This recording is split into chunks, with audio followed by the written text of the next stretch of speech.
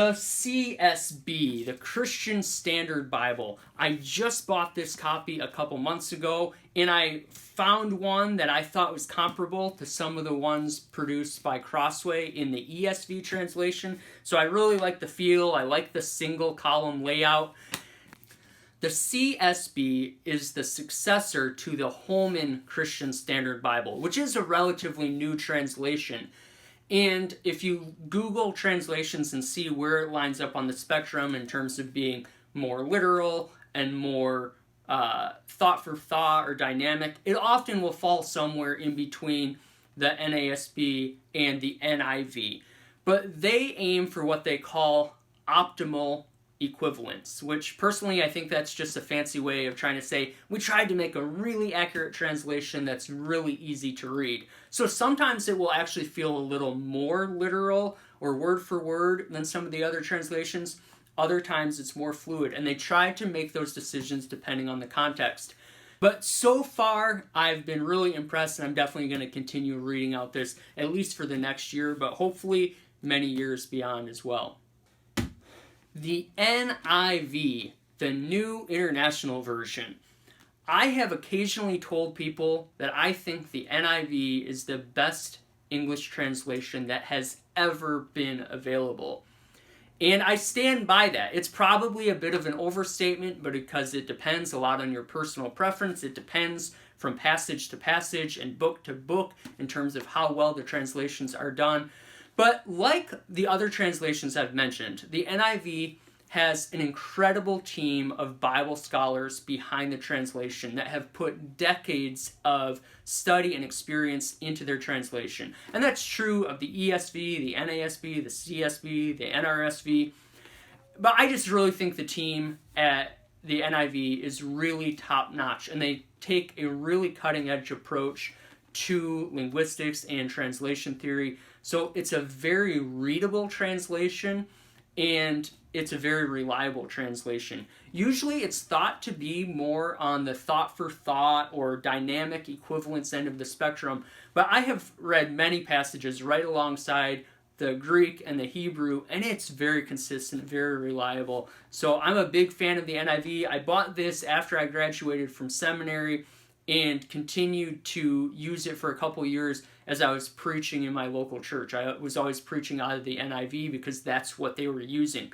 I really enjoy reading the NIV. It does still have more of a conservative evangelical approach to translation, but it's not quite as conspicuous as you would find in the ESV or the NASB. The NLT, the New Living Translation, is certainly on the more dynamic end of the spectrum. And I haven't purchased a New Living Translation. I probably should, because I know a lot of people who love and use the NLT. And it's a really ideal translation for newer believers, for those who maybe have been believers a long time, but they're less familiar with the Bible and the terminology of the Bible, or for those who have studied the Bible for years and just want to hear it with a fresh voice and fresh perspective. Again, it has a really solid, incredible translation team behind it, so it's a very reliable translation.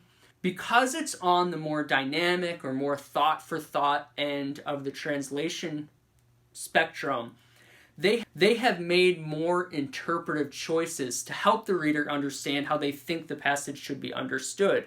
So there's not always as much ambiguity as you would find in the other translations. They try to make it more obvious what the passage means, which means there is some room for human error. One example is in Psalm 131 verse 2. I'm not saying this is an example of an error, but just an example of an interpretive choice where they say it's about a child who no longer cries for its mother's milk. That's how they're defining one of the Hebrew words. But they've gone from beyond just translating the word as a child or a weaned child to now explaining it as a child who no longer cries for its mother's milk. For newer believers and younger believers, the New International Reader's Version is a really quality translation. So it is based off the NIV, so it's known as the NIRV, But what it's done is it's made the sentences shorter. It explains some of the bigger words, so it's great for younger readers or new believers. This is the NIRV that I bought for our daughter on her 8th birthday. So she loves it. She loves reading out of the Psalms when we do devotions together. So the NIRV is an excellent option for younger readers or newer believers. I would say it's a little easier to read than the New Living Translation, but it's not quite as artistic or poetic in some senses. They've really simplified the sentence structure to make it easy to read.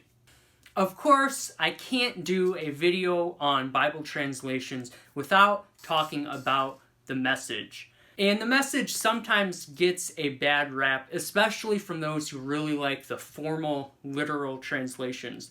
But I think it is a powerful tool as long as it is read for what it is and for what it claims to be. Unlike the other translations that we've talked about, the Message doesn't have a team of scholars behind it committed to overseeing the whole translation process. Instead, it's a devotional paraphrase made by the late Pastor Eugene Peterson. And Pastor Peterson was trying to jolt Bible readers out of just reading it the way they expect it to be and really giving them a fresh, new encounter with God's Word. So it's not as literal, but Pastor Peterson is giving some really powerful imagery and metaphors. If you're going to do a lot of reading out of the Message, I encourage you to watch for those places where you're left scratching your head and saying, does the Bible really say that? And then have another translation there to read as you go.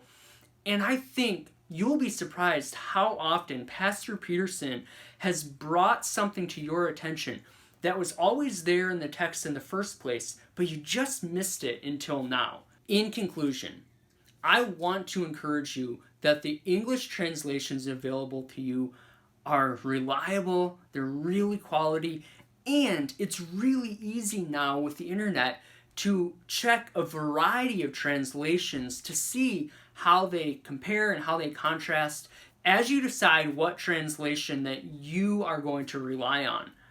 My advice is to, 1, read the translation that you will actually read.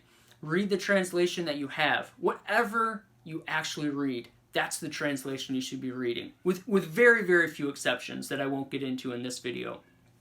2nd, you want to read a translation that you can understand well.